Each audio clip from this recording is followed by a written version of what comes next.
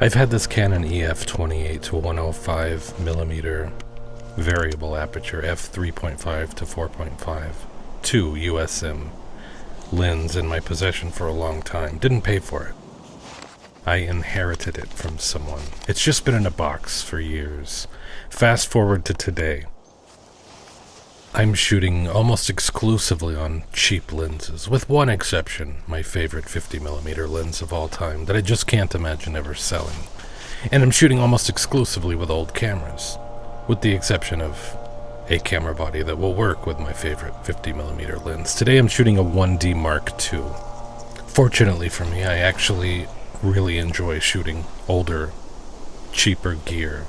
I love working around challenges. I love the manual, hands-on feeling that cameras used to have. And with old, used gear, I can actually afford it. I mean, I can afford to try out different things, sell what I don't like, keep what I do. It's cool. These were just test shots. I've been very economical in my shooting lately. I mean, I kind of always am, but even more so to a heightened degree here lately. That came out pretty good. I would never know that's a cheap zoom lens. Looks fine. So I wondered. I genuinely didn't know. 3.5 is wide open, zoomed out. 4.5 is wide open, zoomed in. I know it will automatically, as you zoom in, go from 3.5 to 4.5. It has no choice. But will it go in the other direction and adjust back to 3.5 as you zoom out? And I still don't know. Because sometimes it did, sometimes it only went halfway to 4.0, and sometimes it just kind of hung out at 4.5, didn't change at all. No pattern, no reliability. Super frustrating. Shooting my beloved 1D Mark II, which I haven't had the chance to use in about 4 months. I've just had so much going on. But that's why I started with a couple of test shots, just because it's been a while. Don't normally do that. I kind of prefer just taking one crack at everything. It's more fun that way. And I will basically show every single frame I capture. I mean, I'm testing out a lens to only highlight the best ones. Doesn't really make any sense. But also I just like doing that in general. However, for the sake of preventing boredom, I will remove images that look basically the same. I won't actually be shooting duplicates, but, you know, in a specific place, shooting a specific type of shot, you're going to end up with some that basically look the same. But I made a comment a while back about cheap zoom lenses that I would really like to challenge. It was a generalization that cheap zoom lenses tend to be bad, so if you're going to go cheap, stick to primes. I did go into more depth than that, and it actually had a larger point about flash photography versus available light photography, but I wasn't so happy with, I guess, the bluntness of that statement. Granted, it does accurately represent how I feel, but I just don't know if how I feel necessarily equates to reality. I didn't do the test, and I'd always prefer to go with reality. But see what I mean? Like, that's extremely similar. It's not actually a duplicate, but that's the sort of thing I might be tempted to cut out. But although I'm currently broke, had to sell off tons of gear, I've been pretty spoiled. I've shot on a lot of really good lenses over time, and it's hard to shake that. Quality differences often seem subtle when you're ascending in quality, but can be far more noticeable when you're moving down the quality ladder. And I don't just mean lenses, I mean everything. Screen resolutions, cargo pants, ice cream. But then someone loaned me a Fujifilm S2 Pro, thanks again, Jerry, along with a cheap zoom lens, amongst other lenses. But I had a blast with it. I had a blast with that lens. I really liked the images I got from it. So that was a little bit eye-opening. So I made the decision. I'm going to do the experiment with this Canon EF 28 to 105. I mean, I already own it. It's just rotting in a box. Maybe I can finally do something with it. This lens came out in the year 2000. It's a version 2 lens. A lot like the version 1, but with some improvements, updates, a more refined exterior. It does not feel cheap. It feels very solid, surprisingly solid. It has more aperture blades than the version 1, which will make out-of-focus areas a bit smoother. Optically, I believe it's exactly the same design. It has no image stabilization, no weather sealing. It's just a very middle-of-the-road standard zoom. At the time, it cost around $230 US, new. Now you can get it for practically nothing. I mean, like $120 was the maximum I saw, but you can certainly find it for a lot cheaper. And it may have been released in 1999 rather than 2000. I did see conflicting information on that, so I'm not sure. To me, it's a kit lens, but technically it's not. Canon marketed it as an upgrade over the plastic kit lenses that came bundled with their entry-level, mostly film cameras at the time. But this lens has a proper metal mount. It's compact, lightweight, focuses pretty quickly, pretty accurately. It's also unlikely to impress in any category. It's not great, but is it good enough, or decent, or usable? That's what I'm looking to find out. Basically, I have it, but I never take it with me, so I'm wondering, is it worth taking with me? So I brought it out with me finally, put it on the 1D Mark II, and right away it felt like a pretty decent pairing. The lens is light, the body is heavy, but together they balance just fine. Funny, whether heavy or light, I always appreciate how nice the weight distribution is on my DSLRs. A heavy lens on my mirrorless is just awful. A light lens on my mirrorless feels good though. But of course they do make heavier mirrorless cameras. You just have to sell a fucking lung to get one. I'm shooting auto white balance, RAW plus JPEG. Some of these have been edited a little, others have not been edited at all. But I won't bury the lead. I was really kind of surprised with this lens.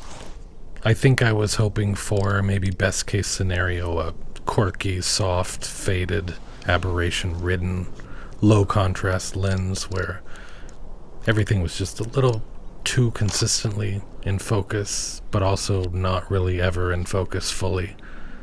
But that's not what this is at all. It's actually quite good and quite usable. And very few accommodations need be made. The only real flaw that is indeed truly noticeable with this lens, and every other cheap lens I've ever used in my life, is that if you're shooting wide shots, and you're not right up on your subject, if you're shooting with the aperture wide open, your images will not be sharp. Not reliably, anyway. Only if you're physically close to your subject, or you're zoomed in the case of a zoom lens like this one, can you shoot wide open and expect to get a sharp photo. Now that didn't prevent me from shooting a bunch that way, but indeed they were soft. But I also did a bunch closed down, f8 or so, and those looked terrific to my eyes. They came out sharp. I've read that zoomed in all the way, wide open, that the image starts to fall apart with this lens, but I didn't really find that to be the case. I mean, it certainly wasn't the sharpest ever, but the problem is more apparent to me when zoomed all the way out versus in when shooting wide open. And maybe that just has something to do with my expectations. Zoomed in, there's a more clear distinction between subject and background or foreground, usually, so perceived sharpness in your subject in relation to the perceived sharpness of not your subject kind of makes your subject seem acceptably sharp, even when maybe it's not compared to other lenses. But the way things are perceived by human brains, the context matters a great deal. That's why optical illusions exist. So maybe it's kind of an optical illusion, but when the subject is much sharper than the background, even if it's not as sharp as some other lens, it still looks pretty good, at least to me. But I'd say this lens does its job very well. It's not packed with personality or anything, but nothing calls your attention really as being either good or bad. It's kind of neutral and silent. I really didn't know what to go for on this close-up shot of leaves.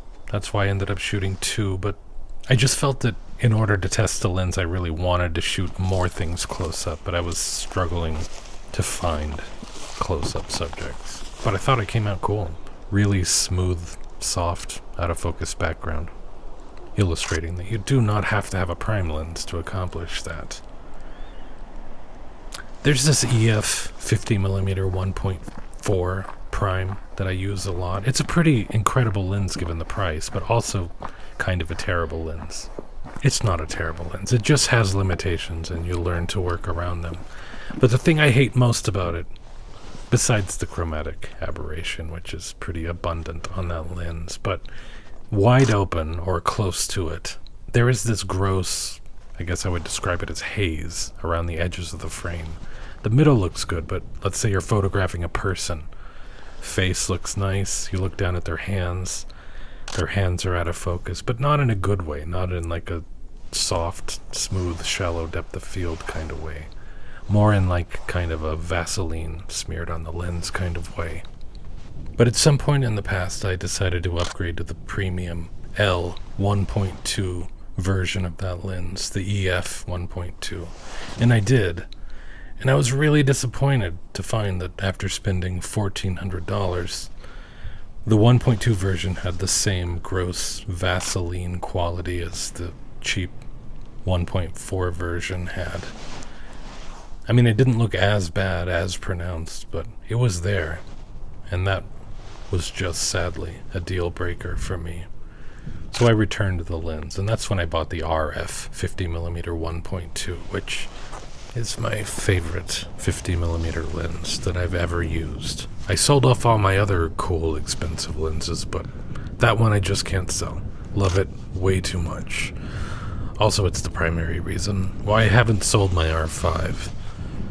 Because if I did, I couldn't shoot with that lens anymore. But I've also kept my R5 because it's such a good platform for adapting vintage lenses.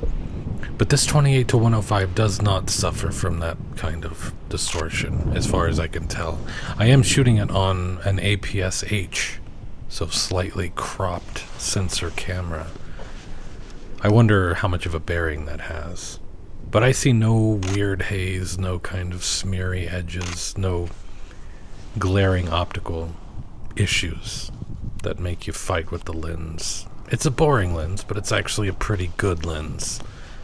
I mean, pretty good maybe, overstating it. It's fine. I never felt like it was holding me back in any way. I never once regretted that this is the only lens I brought with me. For years I've dismissed lenses like this, maybe out of snobbery, being spoiled. Mostly, I would say, probably out of pattern recognition, I think.